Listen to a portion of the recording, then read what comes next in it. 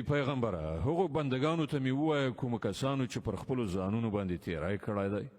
د الله له رحمت نه مه ناهیلي کیږئ په یقیني ډول الله ټولې ګناوې بخي